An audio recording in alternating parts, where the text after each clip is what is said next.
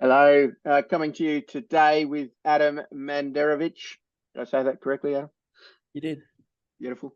So Adam is one of the leading business podcasters in the world. I believe top 5%. Is that right, Yeah. Adam? Oh, according to Spotify, yes. But look, we're just everyday blokes that grew up in Melbourne, mate. Legends. That's we'll take Spotify for gospel, and we'll go with that.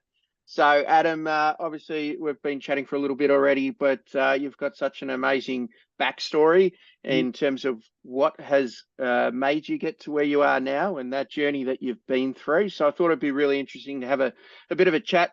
Tell the audience today a little bit about your background and what you're doing now and how you got to where you are. So if you could just give us a bit of insight, that would be awesome. Yeah, man. Yeah. Well, thanks so much for having me on. And yeah, awesome to meet you. And yeah, our interaction so far. But yeah, I guess for those that don't know, like I trained my whole life to play football. And that kind of was cut short falling from a 4-story apartment building in Malvern, as it would. If you can remember back to 2006, and they said promising footballer fell from rooftop party. That was me on Channel 10. But had that not happened, right, like a lot of things in my life wouldn't have happened to have the lens that I have today. But probably what I negated when we spoke earlier to mention was just prior to that, when I was working in high fashion, I actually stumbled across some tactics that even big B2B companies aren't using today. So I'll just walk you through that just because it'll have relevance to what we're going to talk about. For those that remember Christopher Cronus Designs on Chapel Street, GPO, Sydney, Oxford Street, Paddington, blah, blah, blah. We obviously were selling really expensive shirts, suits, etc. But we couldn't just rely on the fact that people would come off the street and buy a $4,000 suit or a $400 shirt, right? So I don't know how, because you've got to picture in mind that there's no internet for emails yet. You can't do e-pamphlets. You've got no cold callers. You're not doing any of that, right? So I thought, okay, how could I build a category demand from the stores itself? So what I came up with was telling the store managers to list when certain buyers come in and they always buy these sizes, these categories, these styles. I would then go to Chris and say, Chris, let me know when you make these. I'll get my my store managers then to call those people. We do closed door events for all of those types of people in the room. They come in for 2 hours. They buy all of the stuff. We would sell more from those VIP closed door events than we would for 2 weeks in the store by themselves. So the reason that I told you that little story is years later, I used the same tactic when I got out of hospital from those injuries, when I was working as head of business development for Fitness First. And I was thinking, how could I recreate selling to multiples instead of selling one-to-one? For me, my team, whoever, it doesn't matter who gets the deal, right? So I thought about it and I was like, well, the scripts are telling us to one by one cold call these people and ask for referrals, which is now what you'd consider maybe near bound. But what it's not showing us is how could you speak to a football club, an association, a chamber of commerce, all of these places that should have multiples that would want their people to be fit and healthy. So I tried it, same tactic as what I used at CCD like 6-8 years earlier, and it worked. So yeah, that put me through that process. Long story short, they asked me to apply to be the general manager. I applied, and they said I was too young to apply. So obviously I quit. From there, I traversed into the banking system where I worked for a company called EPAC, which were, for people, our American viewers, it's like a tax deduction, salary packaging type situation, like salary sacrifice, where you could do all of these products as a benefit to the people and the business for having that for their people. So I applied for a job there as just customer service, and this is pretty funny and pretty ballsy. Within the first 2 weeks, I wrote a paper from what I learned at another company when I couldn't walk. For the years I couldn't walk, I was looking at everything in terms of time, process time, call scoring. I used the same formulas with what we're doing at EPAC, and I wrote a paper on how we could be more business efficient.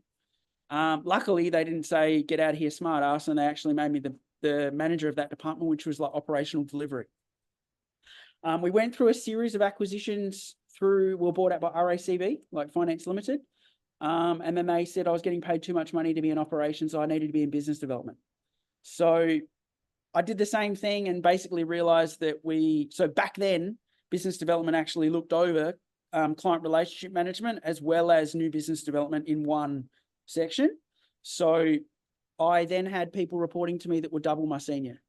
So I wrote a paper on how we could be more efficient, but also incentivize them to do actions they've never done before, because it was a very weird dynamic, as you can imagine. Luckily, I was successful there. I think I won an award for being the youngest general sales manager ever, and most inspirational leader of 2012. From that just helped me become head of sales at multiple CMOs or FMOs around the world. And then from that, I took those learnings into doing that in FMCG and consumer goods. Same principle as Christopher Cronus. Who needs to see this attention? Who has access to the multiples? And where could I do that with a marketing piece? So I did the same kind of thing where I stumbled across the recipe for what demand should be, which is educational content and known objections.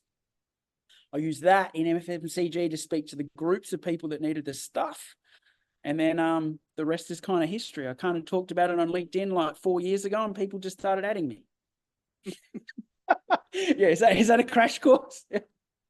It's an amazing story, and I think it's a real testament to resilience and making the most of your situation to actually look at ways that you can change your path, because you were headed down one path and a circumstance forced upon you a different path, but you embraced that and you took your learnings and have really made something amazing out of it. So I think that's a really good story to tell. So thank you so much for sharing. And one last question, Adam, out of all of that, if you were someone who's just starting out on their career and they think they've got a nice idea of a way of improving, what would be one tip that you might give to them to think about and help them along their way? Yeah, all right. Oh, that's interesting, right? So because I know you and I were talking offline, a lot of the stuff of what we talk about is just fundamentals across the funnel, right, that have been forgotten about.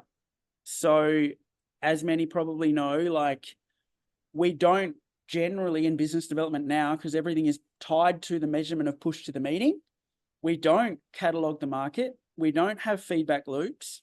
We don't talk about contract value. We don't talk about tender process. If it was a new company starting out, what I would do is actually start speaking to your market. Start really testing the market of, who do you use for this? Just wondering, really have leading type questions and get that kind of feedback first. Find out if there's a category demand and then be able to go back to those people. Would it be okay if I came back to you 4, 6, 8 weeks and show you what I've come up with because of our last conversations? Because that's kind of like what we used to do, as I'm sure you remember, and Graham and people that are doing it right know.